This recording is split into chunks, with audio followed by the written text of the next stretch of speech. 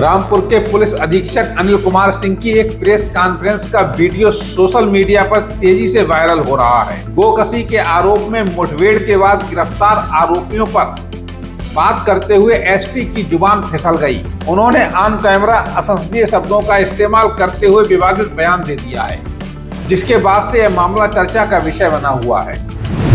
रामपुर के पुलिस अधीक्षक अनिल कुमार सिंह ने मीडिया से बातचीत के दौरान गोकशी के खिलाफ चलाए जा रहे अभियान की जानकारी दी।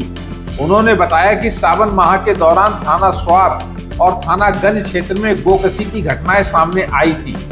रामपुर के मूल निवासी बेहद शांतप्रिय हैं, लेकिन कुछ असामाजिक तत्व माहौल बिगाड़ने की कोशिश कर रहे हैं। ऐसे अपराधियों के खिलाफ सख्त अभियान चलाकर उनका डोजियर तैयार किया जा रहा है और डीजीपी के निर्देशों के तहत हिस्ट्री शीट खोलकर लगातार कार्रवाई की जा रही है। आपने देखा होगा कि थाना स्वार में, थाना गंज में इस पवित्र श्रावण माह में भी कुछ लोगों द्वारा गोकशी की घटना कारित की गई, जबकि जो मैंने अभी इतने 15 दिन में अनुभव किया है कि जनपद रामपुर के मूल लोग बहुत ही शांतिप्रिय और अमन पसंद लोग हैं, लेकिन कुछ लोग इस शांति में अपना खलल डालना चाहते हैं।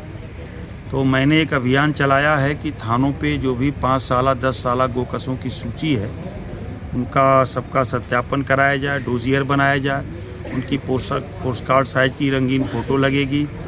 पूर्व के मुकदमों में जो जेल गए हैं उनके ज़मींदारों का नाम पता, हमारे डीजीपी महोदय द्वारा ऐप चलाया गया, उसमें सबकी पहले से फीडिंग है। रीक्राइम करेंगे तो दोबारा उनकी फीडिंग करके उन पर कार्रवाई होगी। इसी अभियान के तहत इमरता के जंगल में पुलिस की गोकशों से मुठभेड़ हुई, जिसमें शहादत नाम के आरोपी को पैर में गोली लगी और वह घायल हो गया। इस दौरान पुलिस का एक रिक्रूट आरक्षी भी घायल हुआ है। पूछताछ में सामने आया कि इस गैंग का सदस्य दानिश पहले से पुलिस रिकॉर्ड में दर्ज था, जो उत्तराखंड में मजदूरी की आड़ में इस अवैध धंधे से जुड़ा था। गंज पुलिस और सीओ सिटी ने मात्र 10 घंटे के भीतर इस पूरी घटना का खुलासा किया। इस दौरान एसपी रामपुर ने दारुल उलूम देवबंद के फतवों का हवाला देते हुए एक बड़ा बयान दे दिया। उन्होंने कहा कि देवबंद के मौलानाओं और उच्च स्तर के शिक्षकों द्वारा स्पष्ट फतवे जारी किए गए हैं कि इस्लाम में ऐसे पशुओं का मांस खाना हराम है जिससे अन्य धर्मों की भावनाएं आहत होती हैं। सच्चा मुसलमान ऐसा कभी नहीं कर सकता। उन्होंने आगे कहा कि जो लोग ये गैर कानूनी काम कर रहे हैं या तो वे मुसलमान नहीं हैं या फिर बहुत बड़े हरामी हैं, और ऐसे हरामियों का इलाज करना ही उनका मुख्य काम है। एसपी ने यह भी कहा कि जल्द ही स्थानीय मौजूद लोगों और मुब्तलियों से मिलकर इस कुप्रथा के खिलाफ समाज में जागरूकता बढ़ाएंगे।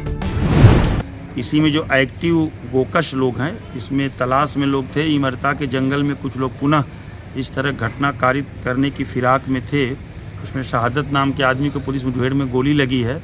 हमारे रिक्रूट आरक्षी को चोट आई है। तो ये अभियान चल रहा और ये अभियान निरंतर चलता रहेगा। दानिश है, वो बस्ती ज़िले के गैंग में फीड था और इसके पहले जो सत्यापन हुआ तो ये बताया गया कि उत्तराखंड में कहीं मजदूरी करता है।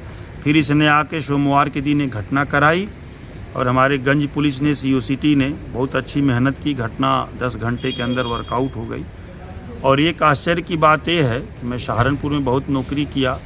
वहाँ जो आपका दारुल उलूम है देवबंद, जो कि एक बहुत शीर्ष संस्था है मुस्लिम लोगों के लिए, वहाँ से कई बार फतवे जारी हुए वहाँ के मौलवी लोगों द्वारा, उच्च स्तर के जो वहाँ के शिक्षक वगैरह हैं, कि इस्लाम के अनुसार कोई भी ऐसा पशु जिसको काटने से किसी अन्य धार्मिक व्यक्ति की धार्मिक भावनाओं को ठेस पहुँचती है, उसका मांस खाना ये हराम है।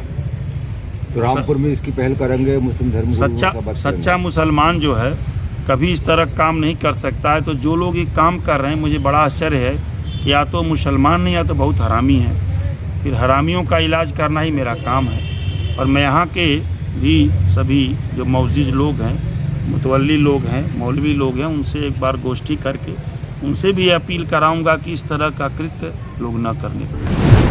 पत्रकार वार्ता के दौरान जब फरार आरोपियों के बारे में सवाल किया गया तो एसपी ने स्पष्ट किया कि पिछले 5 वर्षों से इस अपराध में शामिल किसी भी अपराधी को बख्शा नहीं जाएगा। पुलिस उन सभी की तलाश कर रही है और उनकी कुंडली खंगाली जा रही है। मुख्य आरोपी दानिश के खिलाफ गैंगस्टर एक्ट के तहत कार्रवाई करते हुए धारा 14(1) के अंतर्गत उसकी अवैध रूप से अर्जित की गई संपत्ति की कुर्की की जाएगी। रामपुर पुलिस का यह अभियान आगे भी लगातार जारी रहेगा। रामपुर से हमारे संवाददाता राहुल मौर्य की रिपोर्ट।